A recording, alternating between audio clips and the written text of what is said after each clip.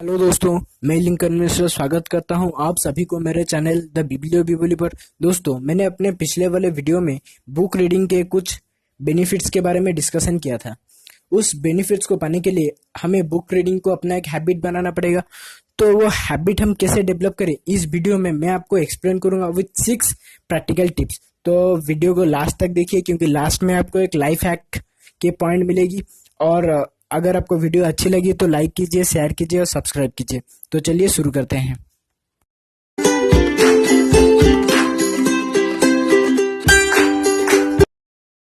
दोस्तों, हमें कुछ भी एक हैबिट बनाने के लिए टाइम तो लगता है, और हमें उस जिस चीज को हमें हैबिट बनाना है उसे हमें कॉन्स्टेंटली और कंसिस्टेंटली कुछ दिनों तक रिपीट करना पड़ता है, ताकि वो हमारे सबकॉन्शियस माइंड में फिट हो जाए और वो हमारे एक हैबिट में कन्वर्ट हो जाए। तो बुक रीडिंग को हमारे एक हैबिट बनाने के लिए जो पहला टिप है वो है डिटरमाइन योर रीडिंग गोल। ये टिप कहता है कि आपको अपना बुक रीडिंग के हैबिट को बनाने के लिए आपको खुद के लिए गोल सेट करना पड़ेगा। जैसे कि आपको सेट करना होगा ऐसे कुछ कि मुझे एक साल में 12 किताबें पढ़नी है। तो ये गोल आप जब सेट करते हैं तो आपको एक मोटिवेशन मिलती है कि नहीं, मुझे किताबें पढ़नी है, मुझे एक महीने में ये किताब पढ़नी चाहिए, खत्म करनी चाहिए। तो जिसकी वजह से आप मोटिवेटेड रहते हैं। और आपको ये भी कॉन्सिस्टेंटली सोचना पड़ता है कि ये जो हम बुक पढ़ रहा हूं मैं, वो मेरे लाइफ के कौन से एरिया में पॉजिटिव इम्पैक्ट डाल रहा है। दोस्तों, अभी जो हमारा नेक्स्ट टिप है वो है make a list of book for each month. तो दोस्तों, एक बार आप अपने गोल सेट कर लिए तो अभी आपका जो दूसरा काम बनता है यह है कि आपको एक लिस्ट बनानी होगी कि आपको कौन से बुक्स कवर करनी है। दोस्तों, जबकि आप नए हैं तो बुक्स को सिलेक्ट करने में आपको दिक्कत हो सकती है, तो आप अपने मेंटर से या फिर अपने दोस्तों से रिकमेंडेशन ले सकते हैं आपको कौन से किताबों से स्टार्ट करना चाहिए। हाँ दोस्तों, आप एक जर्नल जरूर मेंटेन कीजिए जिसमें आप जो किताबें पढ़ रहे हैं वो सारे लिस्ट बना के रखिए। आपको ये जो लिस्ट बने हैं वो आपको ऑर्गेनाइज रहने के लिए मदद करती है।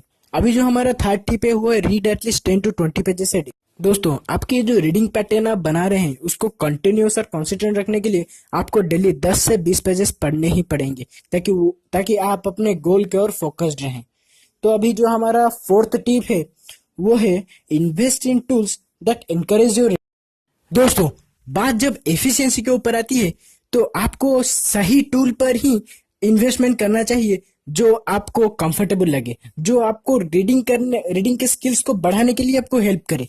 तो बहुत सारे लोग हैं जिनको ई बुक्स डाउनलोड करके पढ़ने में उनको अच्छा लगता है, और कुछ लोग होते हैं उन्हें हार्ड कॉपी बुक्स को ही पढ़ने में उनको इंटरेस्ट आता है। तो आप डिसाइड कर लीजिए आपको किस टूल पर आपको इन्वेस्टमेंट करनी है। दोस्तों, अभी जो हमारा फिफ्थ टिप है वो है SAT reading times and day. इसका मतलब ये है कि आपको डिसाइड करना होगा कि आप कितने समय आप बुक रीडिंग को दे सकते हैं। आपके असाइन किए गए बुक्स को डिसाइड किए गए टाइम में कंप्लीट करने के लिए। ध्यान रखिए, जब आप बुक पढ़ रहे हो तो कोई डिस्ट्रैक्शन जैसे टीवी एंड अदर थिंग्स आपके आसपास नहीं रहने चाहिए, आपको उन्हें अवॉइड करनी होगी। आपको एटलीस्ट 30 to 40 मिनट्स तो निकालना ही चाहिए बुक रीडिंग के लिए।